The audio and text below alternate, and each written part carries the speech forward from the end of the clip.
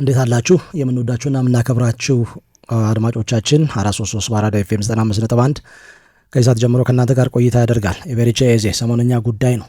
በክረምቱ የተጫዋቾች ዝውውር ከክሪስታል ፓላስ አርሰናልን ሲቀላቀል በቅድሚያ 60 ሚሊዮን ፓውንድ ከዛ በኋላ እንደ ስኬቱ እየታየ 68 ሚሊዮን ፓውንድ አርሰናል ለክሪስታል ፓላስ የሚከፍል ይሆናል። ወደ ቶትናም ካመራ በኋላ ወይንም ደግሞ ኦልሞስት ጨርሷል ከተባለ በኋላ ነው እንግዲህ አርሰናል ይህንን ተጫዋች ያስፈረመው። ሶል ካምቤልን በነፃ ዝውውር ካገኘ በኋላ አርሰናል የተፈጠረውን ስሜት እናስታውሳለን። ከዛ ውጪ ኢማኑኤል ፔቲን ከቶትናም እጅ ፈልቅቆ የወሰደበት አጋጣሚ ትኩረትን ይስባል። ኤቤሬቺ ኤዜ ሌላኛው ነው በዚህ ረገድ። በዛ ምክንያት አንድ ትኩረት ከሳቡ ተጫዋቾች መካከል አንደኛው ነው። በክሪስታል ፓላስ በ85 ቀን ልዩነት 2 ዋንጫዎችን ማሳካቱ ይታወቃል። የኤፍኤ ካፕ ከማንቸስተር ሲቲ ጋር ጎሉን የሚያስቆጠረው እርሱ ነበር። ከዛ ውጪ በኮሚኒቲ ሺልድ ሊቨርፑልን በመለያ ዓመት ያሸነፈ ቡድን አባል ነበር። በኋላ ላይ ወደ አርሰናል መጥቷል። ያለፉት 3-4 ወራት ለዚህ ተጫዋች እጅግ በጣም አስደሳች ጊዜያቶች ነበሩ። ወደ አርሰናል ከመጣ በኋላ ደግሞ ትኩረትን ስቧል። ቡድኑ ሊድስ ዩናይትድን 5-0 ባሸነፈበት ጨዋታ ነው ከላይ የአርሰናልን ቀዩንና ነጩን ማሊያ ለብሶ ከመልበሻ ክፍል ሲወጣ ከፍተኛ አድናቆት አቀባበል የተደረገለት። የበለጠ በዛ ጨዋታ ላይ በዛ አጋጣሚ ከፍተኛ ኃላፊነት ተጥሎበት ነበር። እንግዲህ የመጀመሪያ ጨዋታውን ያደረገው ተቀይሮ በመግባት ከሊቨርፑል ጋር በተከናወነ ጨዋታ ነበር። በእርግጥ 20 ደቂቃ አካባቢ ሲቀረው ነው ተቀይሮ የገባው። ያን ያህል ተጽዕኖ ለመፍጠር የሚያመች አይደለም። አንፊልድ ድባቡ ምቹ አይደለም። ከዛ ውጭ የመጀመሪያ ጨዋታው ነው። ቀጥሎ ባሉ ጨዋታዎች ላይ ግን ተጽዕኖ በሚገባ ተስተውሏል። የበለጠ ኖቲንጋም ፎረስትን 3-0 ባሸነፈበት ጨዋታ አርሰናል ለሁለተኛው አጋማሽ እንደተጀመረ ገና 50 ሰከንድ እንኳን ሳይሞላ ለቪክቶር ዮኬሬሽ ያቀበለው ኳስ ወደ ጎልነት ተቀይሯል። ከዛ ቦታ ላይ ለጎል የተመቻቸ ኳስ ማቀበል እንደሚችል በትክክል ማሳያ ነው። እንግዲህ 5 ጨዋታዎችን አከናውነዋል በዚህ ውድድር ዘመን።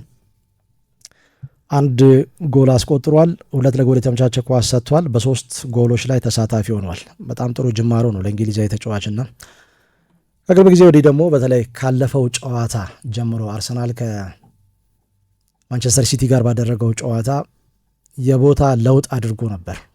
ከጠዋቂ ወንበር ላይ ተነስቶ ሲጫወት የቦታ ለውጥ አድርጎ ነበር የቀረበው። ከግራ መስመር ተነስቶ ወደ ውስጥ ሰብሮ የሚገባ ተጫዋች ሳይሆን ከሁለቱ 8 ቁጥሮች መካከል አንደኛው ሆኖ ነው።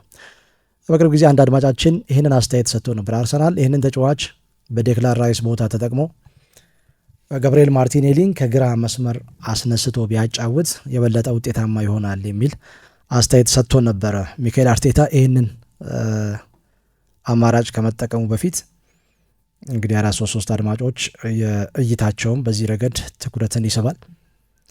ኤቤሬቺ ኤዜና አዲሱ ቦታ በካራባው ካፕ ቡድኑ ፖርት ቬልን 2-0 ባሸነፈበት ጨዋታ እዛ ቦታ ላይ ተሰልፎ ጎል አስቆጥሯል። ሚልሻ የኤቤሬቺ ኤዜ ከመጣ ጊዜ ጀምሮ ብዙ ነገር ሲነገር ነበር። ከዚህ በተለይ ከቨርሳታይል ከመሆኑ ጋር በተያያዘ የተለያየ ሚናዎች ላይ መጫወት ይችላል። እውነት ነው። የግራ 8 ቁጥር ሆኖ መጫወት የሚያስችል ትልቅ ኳሊቲ አለው። 10 ቁጥር በጥራት መጫወት ይችላል። ኤቤሬቺ ኤዜ ከኳስ ጋር ፍጹም ተስማሚ ስለሆነ 10 ቁጥር ሊኖረው የሚገባው ኳሊቲዎች ብዙዎቹን የያዘ ተጫዋች ነው። ማርክ 10 ቁጥር ጥሩ ኳስ የማቀበል ክህሎት ሊኖረው ይገባል። የኳስ ቁጥጥሩ ጥሩ መሆን አለበት። ጎል አስቆጣሪ መሆን አለበት። ለጓደኞቹ የጎል እድል ፈጣሪ መሆን አለበት። ዙሪያውን እስካን የሚያደርግበት መንገድ ይህን ሁሉ የያዘ ተጫዋች ነው ኤቤሬቺ ኤዜ እና 10 ቁጥር መሆን ይችላል። 8 ቁጥር መሆን ይችላል። ደግሞ የበለጠ ከግራ አጥቂ ሲነሳ ደግሞ ሌላኛው የተጫዋቹ ኳሊቲ ነው። ስለዚህ የተለያየ ቦታ ላይ መጫወት ይችላል። ለአሰልጣኙ ብዙ አማራጭ መስጠት የሚችል ተጫዋች እንደሆነ ተመልክተናል። በማንቸስተር ሲቲ ጨዋታ ይህንን አሳይቷል። ገብቶ ከመስመር የሚነሳ አጥቂ ሳይሆን የበለጠ 10 ቁጥር ቦታ ላይ የበለጠ ለጎሉ ቅርብ ሆኖ ይጫወታል። ቅርብ ሆኖ እርግጥ ኳሱን ያቀበለው ወደ ራሱ ሜዳ በደንብ ለመከላከል ወደ ኋላ በተመለሰበት አጋጣሚ ያገኘውን ኳስ ነው አደገኛ ኳስ ለማርቲኔሊ መስጠት የቻለው። ወደ ሳጥን ሲጠጋ ደግሞ ይሄ የበለጠ አደገኛ ይሆናል። ከርቀት በዚህ ቴክኒክ እንዲህ አይነት ጥራት መስጠት የሚያስችል ኳሊቲ ያለው ተጫዋች ወደ ሳጥን በቀረበ ቁጥር ደግሞ የምትገምተው ተጫዋች አይደለም። ይሄ ምናልባት ፓስ ያደርጋል ብለህ ስታስብ በጣም አደገኛ አንድ ተጫዋቾችን አልፎ መሄድ የሚችል የቴክኒክ ኳሊቲ ያለው ተጫዋች ነውና ለጎል ፈጠራው የተለያየ አታኪንግ ፖዚሽን ላይ ብታሰልፈው ትልቅ አገልግሎት የሚሰጥ ተጫዋች ነው። ይህንን እንኳን በዙሪያው በዚህ ጥራት ያሉ ተጫዋቾች የተሰበሰቡበት ቡድን ውስጥ አይደለም በውስን የተጫዋቾች ስብስብ በክሪስታል ፓላስ ከተጫወተበት ጊዜ ጀምሮ ጎል በማስቆጠርና የጎል ዕድል በመፍጠር ከፍ ያለ ቁጥር ያለው ተጫዋች ነው ኤቨሬቺ ኤዜ። እንግዲህ በ2020 ላይ ነው እንግዲህ መጀመሪያ ሰላም መግባት የጀመረው ከኪፒአር ክሪስታል ፓላስ የመጣበት ሲዝን እንደነበር ይታወቃል። በ10 ጎሎች ላይ ቀጥተኛ ተሳትፎ ነበረው ማርክ በዛ የውድድር ዘመን 6 አሲስት አድርጎ 4 ጎሎችን አስቆጥሯል። ከዛ በቀጣዩ የውድድር ዘመን በ2021-22 ጥሩ ያልሆነ ጊዜ እርግጥ ጥቂት ጨዋታ ነው የተጫወተው 13 ጨዋታ ብቻ ነበር በዛ ወቅት የተሰለፈው። ከ13ቱ 7ቱን ከተጠባባቂ ወንበር ተነስቶ የተጫወተበት ወቅት ነው። 1 ጎልና 1 አሲስት የነበረው ወደ እንግሊዝ ፕሪሚየር ሊግ መጫወት ከጀመረበት ጊዜ ጀምሮ ዝቅ ያለው ቁጥር በ2021-22 ያስመዘገበው ነው ማለት። ከዛ በኋላ 2022-23 በ14 ጎሎች ላይ ቀጥተኛ ተሳትፎ አድርጓል። 38 ጨዋታ ተጫውተዋል። 8ቱን ከተጠባባቂ ወንበር ተነስቶ የተጫወተው ነው። በ14 ጎሎች ላይ ተሳትፏል። 10 ጎሎችን አስቆጥሮ በደንብ ማደጉን ያሳየበት መጎልበቱን ያሳየበት ሲዝን እንደነበር ይታወሳል። 4 ኳሶችን ደግሞ አመቻችቶ ለጓደኞቹ አቀብሏል። ከዛ በቀጣዩ የውድድር ዘመን 2023-2024 ደግሞ በ27 ጨዋታዎች ላይ በቋሚ አሰላለፍ በ27 ጨዋታዎች ላይ ተሰልፏል። 3ቱን ከተጠባባቂ ወንበር ተነስቶ ያደረገው ነው።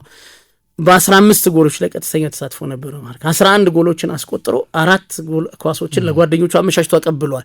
የበለጠ እያደገ ከሲዝን እየጎለበተ የመጣ ተጫዋች እንደሆነ ጥሩ ማሳያ ነው። 2024-2025 34 ጨዋታዎችን አድርጓል። 3ቱን ከተጠባባቂ ወንበር ተነስቶ ያደረገው ነው። በዛም ወቅት በ16 ጎሎች ላይ ቀጥተኛ ተሳትፎ አድርጓል። 8 ጎሎችን አስቆጥሮ 8 ኳሶችን ለጓደኞቹ አመቻችቶ መስጠት ችሏልና በየውድድር ዘመኑ የበለጠ እያደገ እየበሰለ የመጣውን ኤቨሬቺ ኤዜ ነው አርሰናል ያገኘውና ጥሩ ጊዜ ይመስለኛል። ማርክ የመጣው ከክሪስታል ፓላስ ነው። ክሪስታል ፓላስ በአሰልጣኝ ኦሊቨር ግላስነር ስር የሚጫወተው የጨዋታ መንገድ በ3-4-2-1 የጨዋታ መንገድ ነው።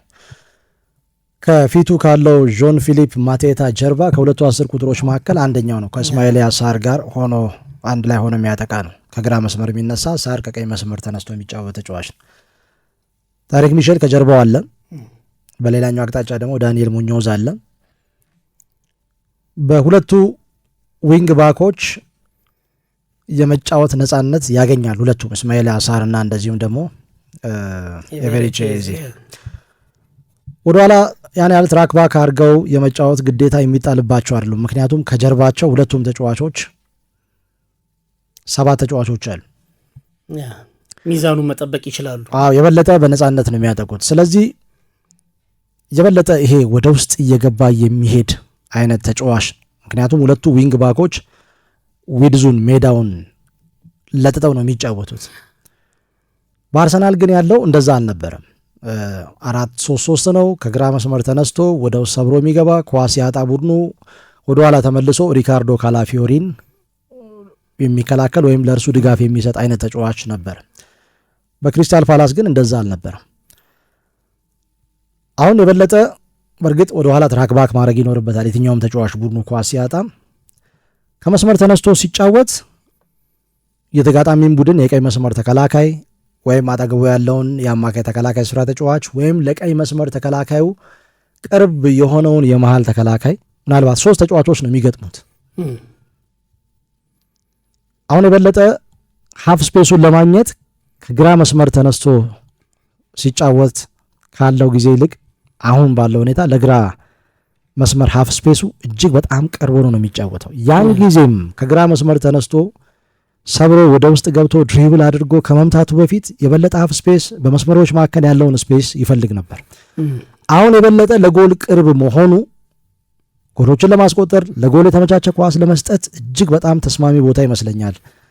ኤቨሬቺ ኤዜ ቅድም ካነሳናቸውም ቁጥሮች በላይ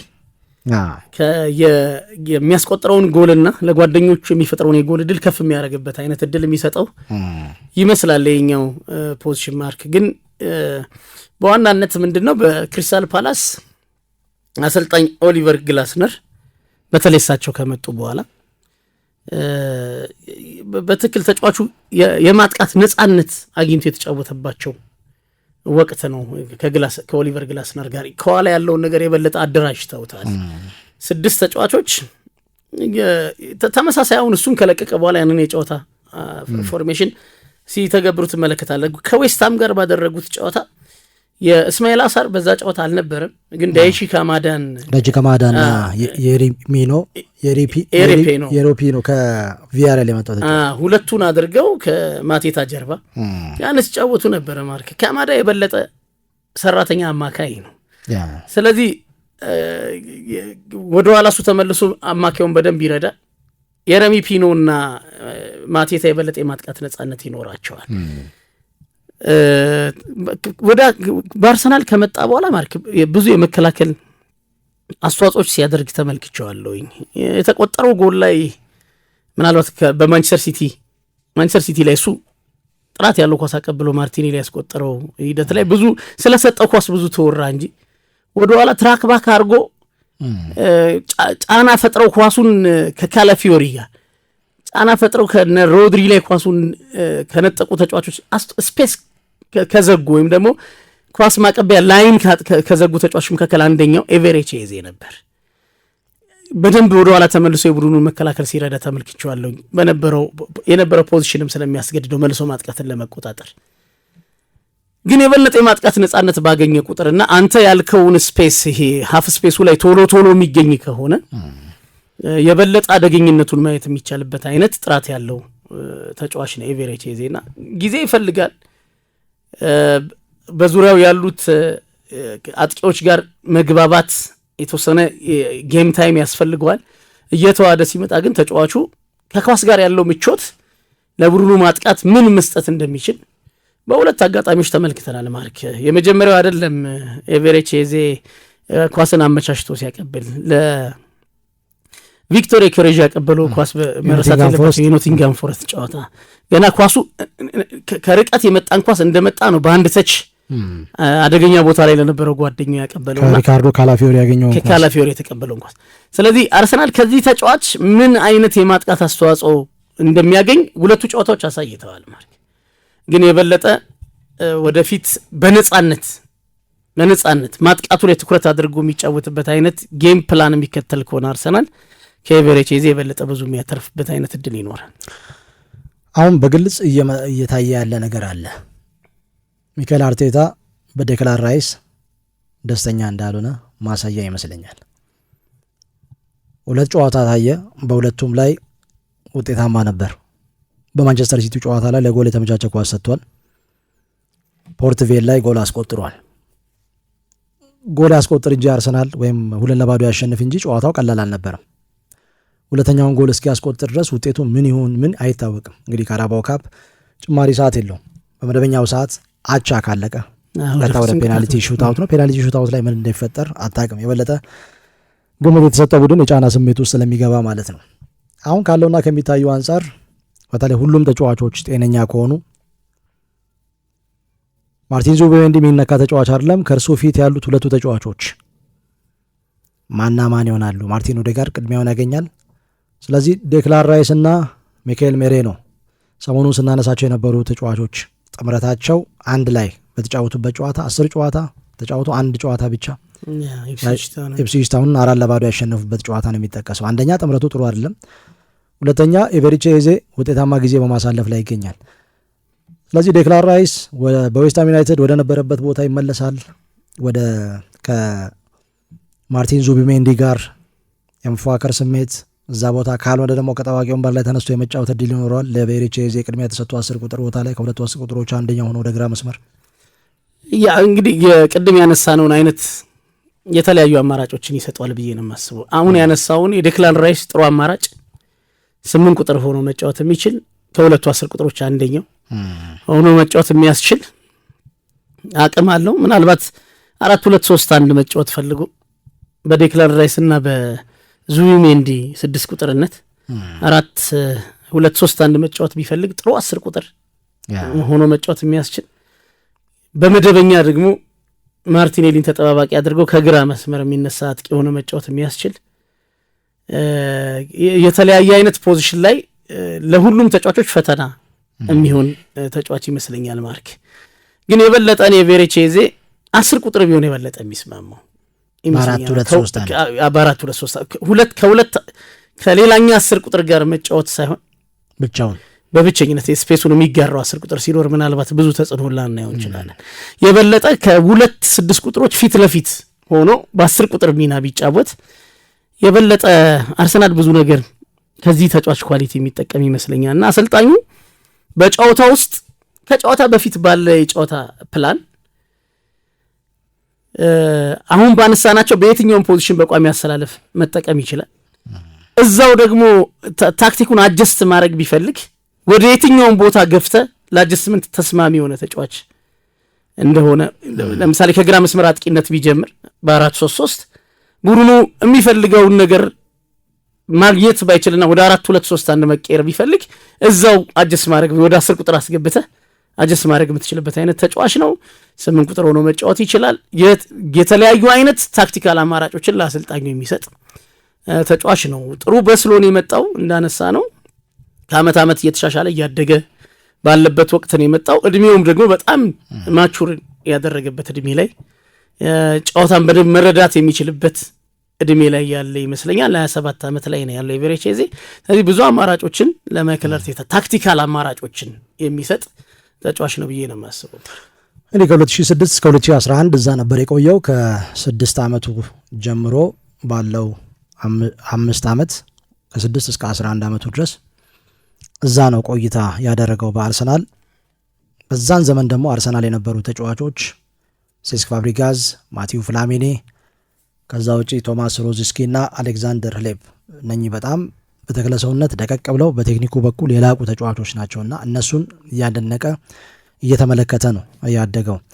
ያ ቡድን ደግሞ በጣም በተለዋዋጭ እንቅስቃሴ የሚጠቀም ነው። ፎርፎርቱ ይመስል እንጂ በእያንዳንዱ የሜዳ ክፍል ላይ ሁሉንም ተጫዋቾች ማግኘት የሚቻልበት የጨዋታ መንገድ ነበር የነበረውና በዛ ምክንያት እንግዲህ ሚካኤል አርቴታ ያንን የጨዋታ መንገድ አይነት ተለዋዋጭ ሚና ለምሳሌ በ10 ቁጥር ቦታ ላይ ቢጫወትም ወደ መስመር እያወጣ ሊጫወት ይችላል። በጥልቀት ወደ ኋላ ተመልሶ ሊጫወት ይችላል። አጠገቡ ያሉ ተጫዋቾችም አንድ ቦታ ላይ የሚቆሙ ተጫዋቾች አይደሉምና ፍጥነት አለው፣ ጉልበት አለው። በቴክኒኩ በኩል በጣም የላቀ ነው። በጠባብ ስፔስ ውስጥ መጫወት ይችላል። ጎል ያስቆጥራል። ለጎል የተመቻቸ ኳስ ይሰጣል። ኦልሞስት የተሟላ ተጫዋች ነው። የአንድ ተጫዋች የብቃቱ ጫፍ ላይ በሚደርስበት እድሜ ላይ ነው አሁን የሚገኘው። በቀጣዮቹ 5 ዓመታት ለአርሰናል ከፍ ያለ ጠቀሜታ መስጠት ይችላል። በቀኝም በግራም መጫወት የሚያስችል ሁለገብነት ያለውም ተጫዋች ነው። በዚህ ረገድ አርሰናል በዚህ ረገድ በጣም ተጠቃሚ እንደሚሆን ጥያቄ የሚነሳበት ጉዳይ አይደለም። አጠገቡ እነ ቡካዮ ሳካ፣ እነ ማርቲን ኦዴጋርድ፣ ከዛ ውጭ ወጣቱ ናታን ዋኔሪ እነኚህ ተጫዋቾች በሙሉ አብሮት ይገኛሉ። በቡድኑ ውስጥ ልምድ ያላቸው ተጫዋቾች አሉ። ከነሱም የሚወስደው ልምድ ይኖራል። እንግዲህ አርሰናል ያለበትን የጎል ማስቆጠር ክፍተት ወይም ለጎል የተመቻቸ ኳስ ማቀበል የበለጠ በአጥቂዎቹና በነ ማርቲን ኦዴጋርድ፣ ቡካዮ ሳካ ላይ ጥገኛ ሆኗል። ለዛ ደግሞ ተጨማሪ መፍትሄ መስጠት የሚያስችል አቅም ያለው ተጫዋች ሲመጣ ከፍ ያለ አድናቆት አግኝቷል። ለምን አድናቆት እንዳገኘም በሚገባ እየተመለከትን ነው የምንገኘውና አርሰናል ከዚህ ተጫዋች ዝውውር ተጠቃሚ እንደሚሆን በትክክል ማሳያ ነው ብዬ ነው ማምነው። ኖቲንጋም ፎረስት ላይ ጥሩ ኳስ አሲስት አድርገዋል። በጣም በተቸገሩበት ጨዋታ ምንም አይነት እድል መፍጠር ፈታኝ በነበረበት የማንቸስተር ሲቲው ጨዋታ የእሱ ኢንዲቪጁዋል ስኪል በሱ ኳሊቲ ድንቅ ኳስ አቀብሎ ጎል ማስቆጠር ችሏል። አርሰናል በካራባኦ ካፕ ጎል አስቆጥረዋል። አጀማመሩ ማርክ በጣም ጥሩ የሚባል የኤቨሬቼዜ አጀማመር እንግዲህ ገና ከተጠዋቂ ወንበር ተነስቶ ፍንጭ ካሳየበት ጨዋታ ጀምሮ ለአርሰናል ምን እንደሚሰጥ በደንብ ከመጀመሪያው ፊሽካ ጀምሮ እያሳየ ነው ያለው። የበለጠ ሲዋሃድ ሶስተኛው የአርሰናል የማጥቃት አማራጭ ይመስለኛል። እንዳነሳኸው ያለፉት ዓመታት የአርሰናል የጎል ምንጭ ለተቃራኒ ቡድን ፍጹም ለመገመት ተስማሚ ነው። ማርክ ተገማች ነው። በቡካዮ ሳካና በማርቲን ኦዴጋርድ ከዛ ምንጭ ነው ጎል የሚያስቆጥረው። እሱ ሌላ ዳይሜንሽን ይሰጣል። አሁን ኤቨሬቼዜ ሌላ በተለይ በፖዚሽኑ ከሌላኛው መስመር የሚመጣ በመሆኑ የበለጠ የመከላከል ትኩረታቸውን እንዲያጡ በሁለቱም ሳጥኖች የሚያጠቃ ጥሩ ቡድን እንዲኖረው ለአርሰናል እድል ይሰጣልና ይሄ ቀላል አንድ ሰው አይደለም የተጨመረው አንድን የማጥቃት ፖዚሽን ወደሆነ ሌቭል የሚያሻግር ተጫዋችን የመጣውና የቡካዮ ሳካ ወደ ትክክለኛ አቋም እስኪመለስ ድረስ ኦዴጋርድ ተጽዕኖ እየቀነሰ መጥቷል እየተባለ ባለበት ሰዓት ኤቨሬቺ ኤዜ ወደ አርሰናል መምጣቱ በጣም ትልቅ ጥቅም ነው የሚሰጠው። ይህንን ከወዲሁ እያሳየ ያለ ይመስለኛል። የቀኝ መስመር የማጥቃት እንቅስቃሴ ብቻም ሳይሆን ከግራ መስመር የሚነሳ የማጥቃት እንቅስቃሴ ውጤታማ እንደሚሆን በትክክል አሳይቷል። ሊድስ ዩናይትድ ላይ ቪክቶር ዮኬሬሽ ያስቆጠረው ከግራ መስመር አቅጣጫ በሚነሳ ኳስ ነው። ኖቲንጋም ፎረስት ላይ ጎል የተቆጠረው ከግራ መስመር አቅጣጫ በተነሳ ኳስ ነው የቪክቶር ዮኬሬሽ። ከዛ ውጪ ሊያንድሮ ትሮሳር አትሌቲክ ቢልባኦ ላይ ያስቆጠረው ጎል ከግራ መስመር የተነሳ ነው። ስለዚህ ተጽዕኖ ከቀኝ መስመር ወደ ግራ መስመር እንዲለወጥም አንደኛው አስተዋጽኦ እያደረገ የሚገኝ ተጫዋች ነው። ኤቤሬቺ ኤዜና አዲሱ ሚናው በእናንተ እይታ ምን ይመስላል? አዲሱን ቦታ እንዴት አገኛችሁት? ሀሳብ አስተያየት ስጡ። ሰብስክራይብ አድርጉ። የደውሏን ምልክት በመጫን የበለጠ ቤተሰባዊ ትስስራችሁን አጠናክሩ። በየቀኑ አዳዲስ መረጃዎችን ወደ እናንተ የምናደርስ ይሆናል። ለምትሰጡን ሀሳብ አስተያየት ከልብ እናመሰግናለን። መልካም ጊዜ፣ መልካም በዓል ይሁንላችሁ።